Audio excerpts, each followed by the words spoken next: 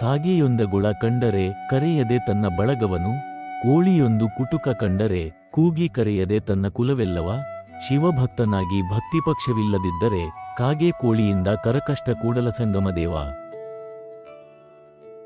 ಈ ವಚನವು ಬಸವಣ್ಣನವರ ಸಾರ್ವಕಾಲಿಕ ಸಂದೇಶಗಳಲ್ಲಿ ಒಂದಾಗಿದ್ದು, ಮಾನವೀಯ ಮೌಲ್ಯಗಳು ಮತ್ತು ಆಧ್ಯಾತ್ಮಿಕ ಆಚರಣೆಗಳ ನಡುವಿನ ಆಳವಾದ ಸಂಬಂಧವನ್ನು ಅತ್ಯಂತ ಸರಳ ಹಾಗೂ ಪರಿಣಾಮಕಾರಿಯಾದ ನಿಸರ್ಗದ ಉದಾಹರಣೆಗಳ ಮೂಲಕ ವಿವರಿಸುತ್ತಾರೆ. ಶಿವಭಕ್ತನಾದವನು ಹೊಂದಿರಬೇಕಾದ ಸಮಷ್ಟಿ ಪ್ರಜ್ಞೆ, ಕರುಣೆ ಮತ್ತು ಐಕ್ಯತೆಯ ಗುಣಗಳನ್ನು ಕಾಗೆ ಮತ್ತು ಕೋಳಿಗಳ ಸಹಜ ಗುಣಗಳಿಗೆ ಹೋಲಿಸಿದ್ದಾರೆ. ಮೊದಲ 2 ಸಾಲುಗಳು ಪ್ರಾಣಿ ಪ್ರಪಂಚದ ನಿಸ್ವಾರ್ಥ ಗುಣಗಳನ್ನು ಎತ್ತಿ ತೋರಿಸುತ್ತವೆ. ಕಾಗೆಯು ಬುದ್ಧಿವಂತ ಪಕ್ಷಿ. ಅದಕ್ಕೆ ಎಲ್ಲಾದರೂ ಆಹಾರ ಸಿಕ್ಕರೆ ತಕ್ಷಣ ತಾನೇ ತಿಂದು ಮುಗಿಸುವುದಿಲ್ಲ. ಕಾ ಕಾ ಎಂದು ಶಬ್ದ ಮಾಡಿ ತನ್ನ ಸುತ್ತಮುತ್ತಲಿನ ಸಮುದಾಯವನ್ನು ಕರೆಯುತ್ತದೆ. ಎಲ್ಲರೂ ಒಟ್ಟಿಗೆ ಹಂಚಿಕೊಂಡು ತಿನ್ನುತ್ತವೆ. ಇದು ಕಾಗೆಗಳ ನೈತಿಕ ಸಂಹಿತೆ. ಇದು ಹಂಚುವಿಕೆ ಮತ್ತು ಸಮುದಾಯ ಜೀವನದ ಸಂಕೇತ. ಕೋಳಿಯು ಆಹಾರದ ಕಾಳು ಅಥವಾ ಹುಳು ಕಂಡಾಗ ತಕ್ಷಣವೇ ಕೂಗಿ ತನ್ನ ಮರಿಗಳನ್ನು ಅಥವಾ ಜೊತೆಯ ಕೋಳಿಗಳನ್ನು ಕರೆಯುತ್ತದೆ. ಮೊದಲು ತನ್ನ ಕುಲದ ಉಳಿದ ಜೀವಿಗಳು ತಿನ್ನಲಿ ಎಂದು ಖಚಿತಪಡಿಸಿಕೊಂಡು ನಂತರ ತಾನು ತಿನ್ನುತ್ತದೆ. ಇದು ಮಾತೃತ್ವದ ಕರುಣೆ, ಪೋಷಣೆ ಮತ್ತು ನಿಸ್ವಾರ್ಥತೆಯ ಸಂಕೇತ. ಈ ಉದಾಹರಣೆಗಳ ಮೂಲಕ ಬಸವಣ್ಣನವರು ಹೇಳುವುದೇನೆಂದರೆ, ಪ್ರಜ್ಞಾಹೀನ ಅಥವಾ ಕೇವಲ ಸಹಜೀವಿಗಳೆಂದು ನಾವು ಭಾವಿಸುವ ಪ್ರಾಣಿಗಳಲ್ಲಿಯೂ ಸಹ ಹಂಚಿಕೊಳ್ಳುವಿಕೆ, ಸಹಬಾಳ್ವೆ ಮತ್ತು ಕರುಣೆ ಎಂಬ ಮೂಲಭೂತ ಗುಣಗಳಿವೆ. 3ನೇ ಸಾಲು ನೇರವಾಗಿ ಮನುಷ್ಯನ ನಡವಳಿಕೆಯನ್ನು ಪ್ರಶ್ನಿಸುತ್ತದೆ.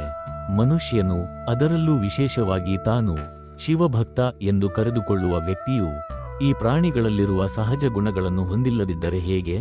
ಭಕ್ತಿಪಕ್ಷ ಎಂದರೆ ಕೇವಲ ಶಿವನ ಮೇಲಿನ ಪ್ರೀತಿಯಲ್ಲ, ಬದಲಿಗೆ ಆ ಭಕ್ತಿಯು ಸಮಾಜದ ಇತರ ಜನರ ಬಗ್ಗೆ, ದೀನದಲಿತರ ಬಗ್ಗೆ ಕರುಣೆ, ಸಮಾನತೆ ಮತ್ತು ಪ್ರೀತಿಯ ರೂಪದಲ್ಲಿ ವ್ಯಕ್ತವಾಗಬೇಕು.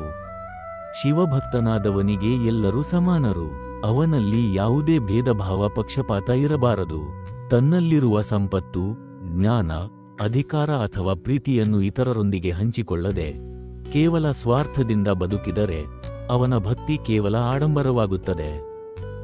4ನೇ ಸಾಲು ವಚನದ ತಿರುಳು ಮತ್ತು ಬಸವಣ್ಣನವರ ಖಂಡಿತವಾದ ನಿರ್ಧಾರವನ್ನು ಹೇಳುತ್ತದೆ. ಹೀಗೆ ಕರುಣೆ, ಹಂಚಿಕೊಳ್ಳುವ ಗುಣವಿಲ್ಲದ ಸ್ವಾರ್ಥಿ ಮನುಷ್ಯನು ಕಾಗೆ ಮತ್ತು ಕೋಳಿಗಳಿಗಿಂತಲೂ ಕೀಳು.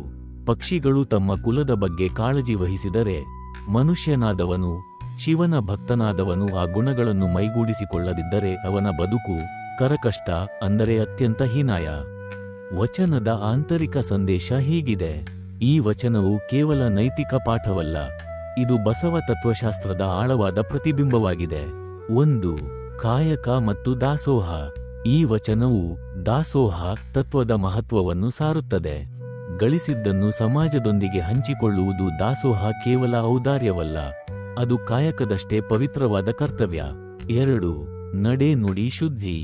ಬಸವಣ್ಣನವರು ಬಾಹ್ಯ ಆಚರಣೆಗಿಂತ ಆಂತರಿಕ ಶುದ್ಧಿ ಮತ್ತು ನಡವಳಿಕೆಗೆ ಹೆಚ್ಚು ಒತ್ತು ನೀಡಿದರು. ತಾನು ಭಕ್ತ ಎಂದು ಹೇಳಿಕೊಳ್ಳುವ ಬದಲು ಭಕ್ತಿಯನ್ನು ಆಚರಣೆಯಲ್ಲಿ ತೋರಿಸಬೇಕು. 3.